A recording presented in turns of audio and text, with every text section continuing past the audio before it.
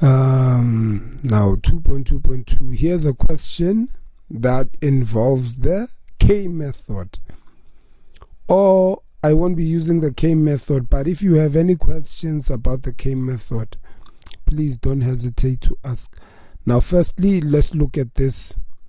Now looking at this, it's a very odd looking equation. However, it's easy to resolve because firstly, what I see here is something that can be turned into a quadratic equation.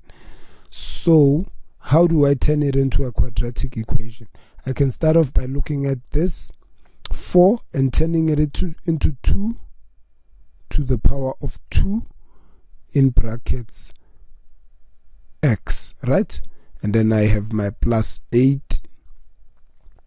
Then I can transpose this 9 times 2 to the power of x to make it negative 9 times 2 to the power of x is equals to 0. Remember, the aim is to solve for x. We are solving for x. So long as we see an equal sign, it means that the equation, it's an equation that needs us to solve for x. So at this point I can see that, oh, it's looking much more easier. However, I have to group it and bring it to a form of a quadratic, which is your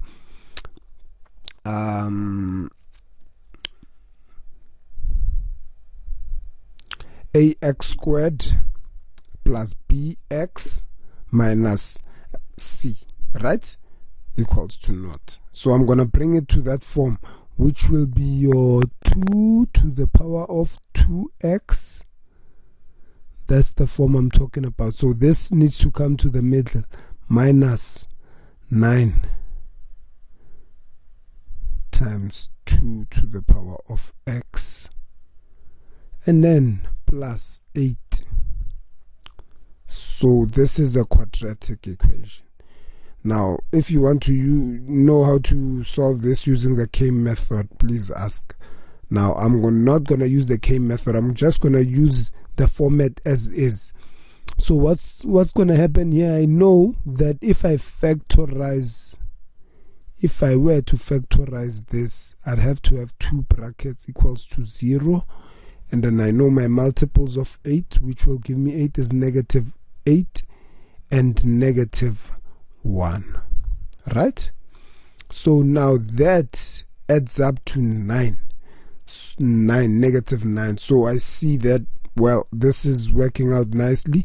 And for this 2 to the power of x, on the other hand, I'll have 2 to the power of x here and 2 to the power of x there. Because when the bases are the same, when you multiply, you add the exponents. So 2 times 2 will give me that.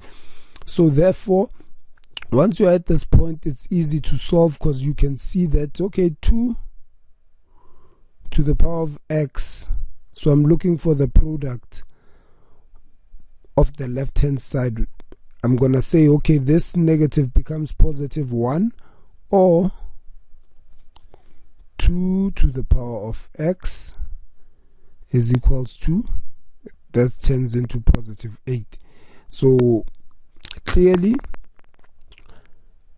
when I have 1, I see I get light bulbs everywhere, because I know any number to the power of 0 is 1. So I'll change this 1 into, let's say I rewrite the 2 to the power of x.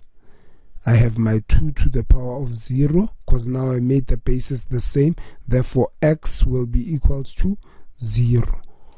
Or, now here I have 2 to the power of x equals to 8. It's the same as 2 to the power of 3, because 2 times 2 times 2 is 8. Now I know that I can drop the bases. Therefore, x is equals to 3. Done and dusted. Now let's move to the next part of the question.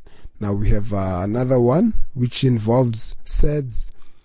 Now I see a 9, I see a 243. I can see that, okay, there's something common about these numbers.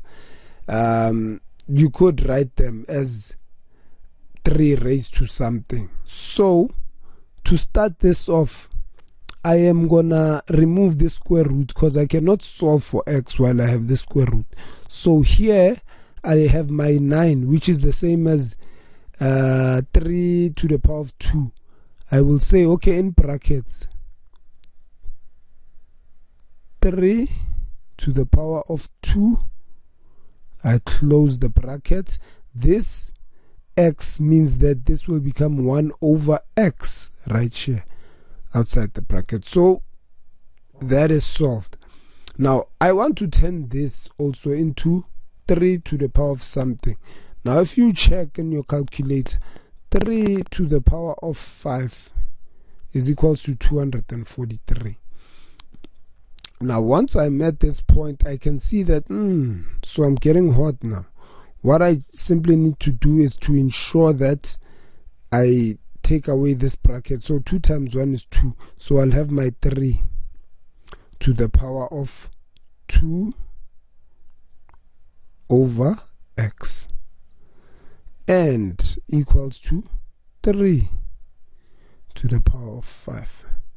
Now I can simply drop the bases. I will therefore have my 2 to the power over, rather 2 over x equals to 5.